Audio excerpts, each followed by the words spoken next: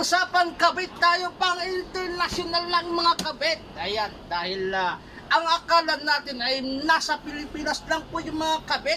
Mahilig magkabit-kabit. Sa abroad, karamihan mga OFW. Pero ngayon, ay isa ng ganap na legendary word ang kabit. Pang international level na. Dahil nahuli kami mismo sa kiss cam sa concert ng international band na Coldplay habang pinapatugtog ang kantang Fix You ay biglang nag-flash yung sa screen silang dalawa at nagulat silang dalawa, lalo yung babae siyempre para siya nakakita ng multo sa nakita niya sa screen na nandun na ang kanilang mga face. At sabi ni Martin, ang frontman ng Coldplay ay it's either daw meron silang affair or meron or sila po'y nahihiya. Ayan. At nagkatotoo nga yung kanyang hinala. Aba, itong si Martin ng Coldplay ay magaling hula-hula. Diba? Nagkatotoo yung kanyang hinala na meron silang affair dahil itong dalawa ay may kanya-kanyang mga pamilya. Ang ating tinutukoy ay si Byron. Byron ang kanyang apelyido. Andy Byron, isang CEO ng software company na Astronomer. At ang kanyang kabit na babae ay walang iba kundi si Christine Tingnan natin para hindi tayo magkamali. Ito po, ipakita natin yung picture. Kasi nga ay kalat naman na dito sa social media. Kalat na. Ito po si Christine Cabot. Ayan. Ang sabi dito ay Chief People Officer. Ayan, yung kanyang ang kanyang kabit. Ayan. Ito yung picture nilang dalawa. Yung CEO Byron, ayan, ito siya yung lalaki, di ba? May itsura, no? CEO. Pero yung kanilang moment na ang sweet ng kanilang yakapan ay biglang gumuho. Ito. Ulitin natin. Sapa.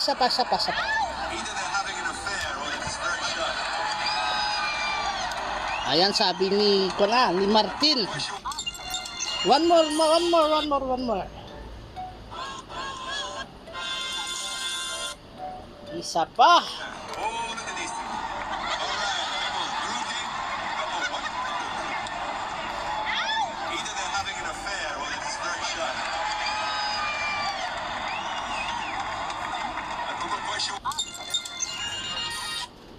So, ayan na napanood natin. Napanood nyo na po yan sa Facebook, sa social media, dito sa YouTube.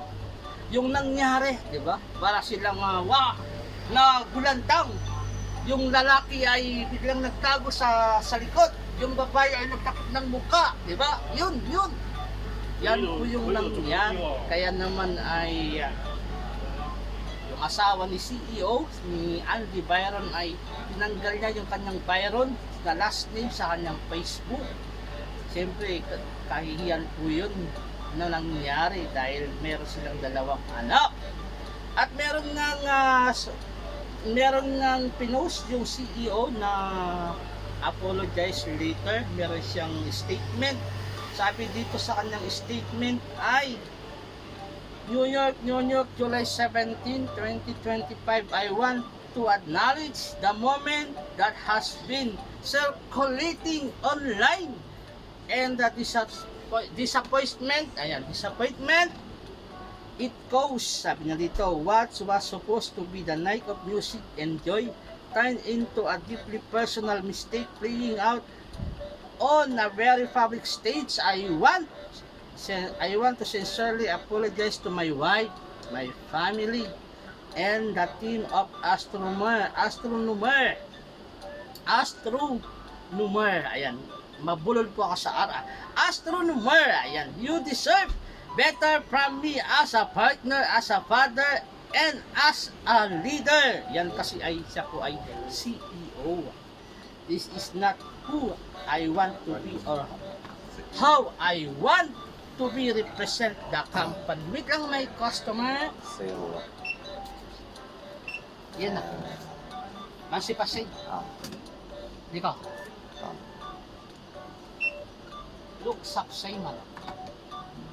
Kaya habang tayo po ay may customer, sagot-sagot lang dyan. Baka po kayo manalo ng ating pahula. One word about sa kabit. Ayan. One word Tagalog about sa kabit. Kabit. Okay. Okay, let's move on. Basahin natin yung kanyang letter or statement ni CEO Andy Byron. Asan na ba tayo? Ang sabi niya dito ay sabi niya this is not who I want to be or how I want to represent the company. I am taking this time to reflect, to take accountability and figure out the next step. Personally and professionally, I ask for privacy and I navigate that process. I also want to express how troubling is that what should have been a private moment become a public without my consent. I respect artists and entertainment, but I hope we can all think more deeply about the impact turning someone else's life into a spectacle. As a friend, one song light will guide you home and ignite your moods and will try to fix you. Yan po yung kanyang final yung kanyang final word ay fix you. Kasi yung kanta ay when you try your best but you don't succeed. When you get what you want but not what you need. Sabi nga sa kanta, when you feel so tired but you cannot sleep, stuck in a reverse and the tears come streaming down your face. When you lose someone you cannot replace, when you love someone but it goes away, could it be worse? Sabi nga sa kanta, diba? So, parang pang-funeral yata tong kanta na to. Parang pangpatay. Na karma na. That go! Okay. So, yun. So, one word Tagalog about sa kabit. Ayan. So, yan po ang ating pinapahulaan. At magbasa tayo ng mga kunting mga martes dyan. Ang sabi nga dito sa comment na ito ni Daniel Redeem, si Sala, the Bible is true. Whatever is done in the dark will come to the light. The biggest reason is you cannot be too careful with sin. Ayan, yung sa kasalanan. God always expose what He has not approved. I love, sabi naman dito ni Mata, I love how God exposes people. Nothing is hiding under the sun. O, diba? Ang titindi ng mga comment. Pumunta naman tayo sa ating mga martes locally.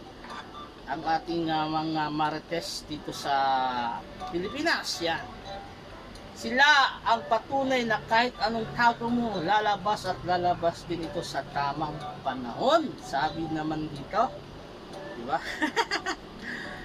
Ayan na, isang patunay na hindi lahat ng may pinag-aralan ay matalino. Huli ka, balpod, tama! Yan ay, ang tukso guys ay hindi kayang iwasan kahit naman mayaman ka o may pinag-aralan ka, ang tukso ay laging nandyan.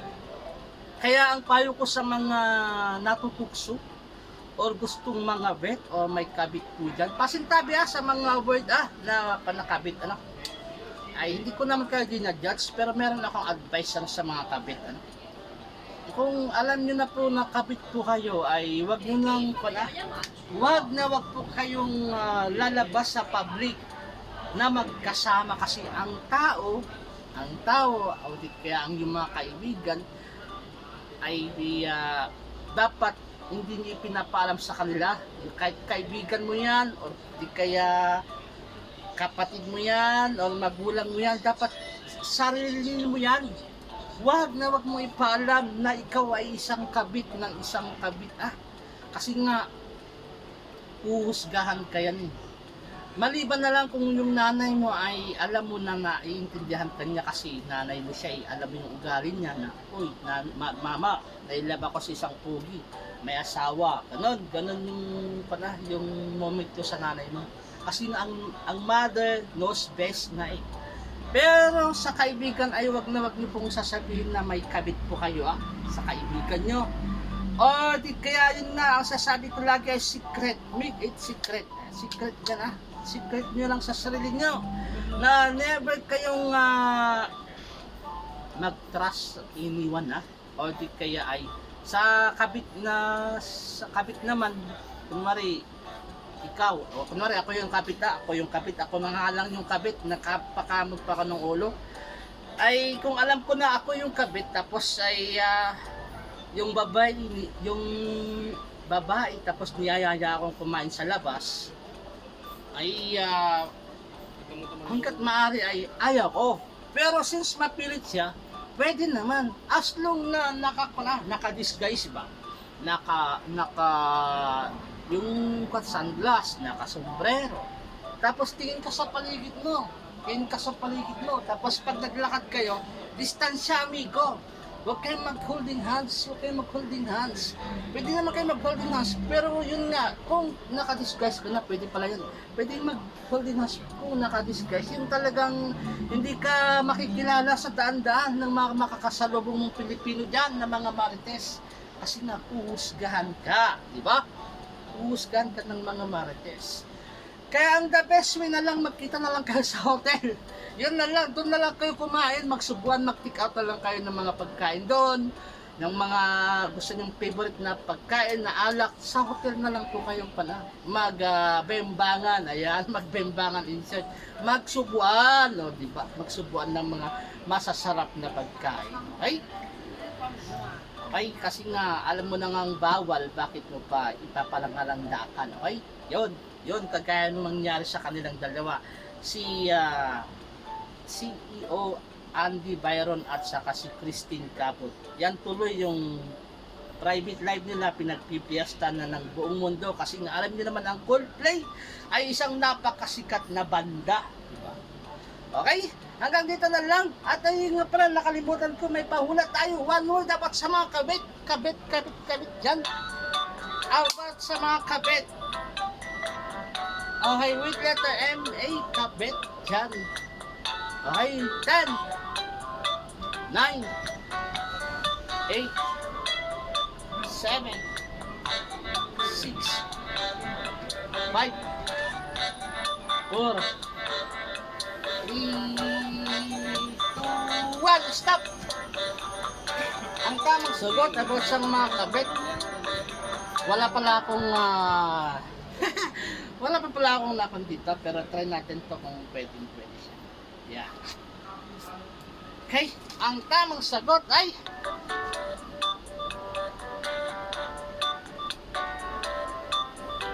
alright, ang tamang sagot, one word Tagalog about sa mga kabit ay itry natin palang i-Google Translate. Baka wala naman tong wala tang Google Translate. Delikado po tayo pag walang Google Translate. Okay.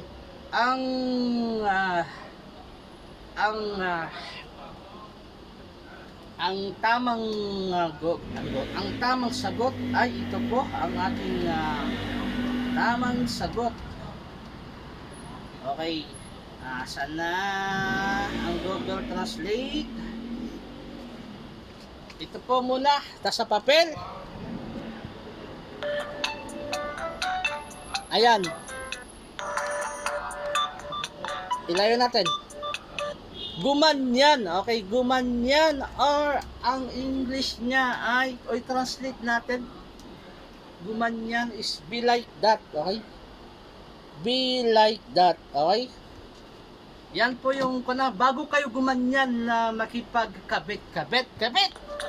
ay isipin nyo muna kung ano yung maaaring mangyari in the future. Kung meron bang masasaktan ng mga anak, asawa. Kasi nga, ang labas po niyan ay nagluloko po kayo ng inyong asawa, ng inyong pamilya, okay?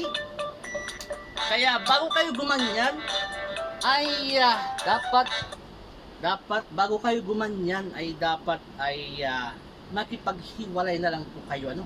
Kung hindi na kayo masaya sa relasyon niyo 有冇轉換 mag-asawa. 插頭買啊？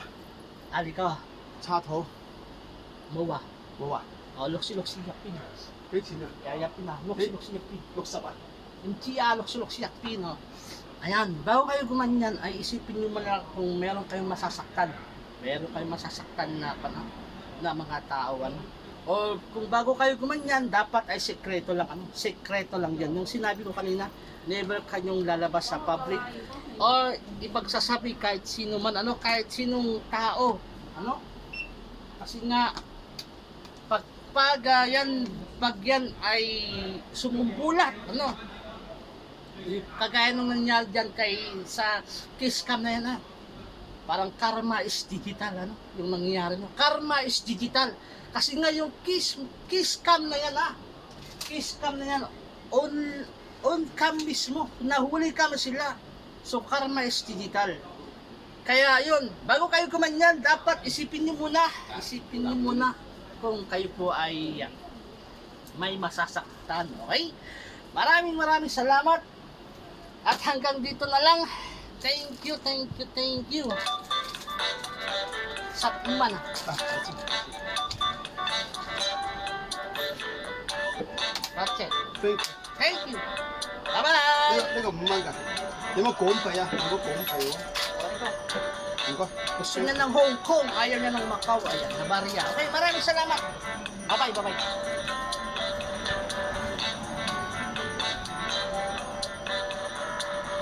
Alright, bye-bye.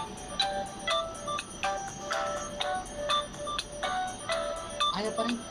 Asan bang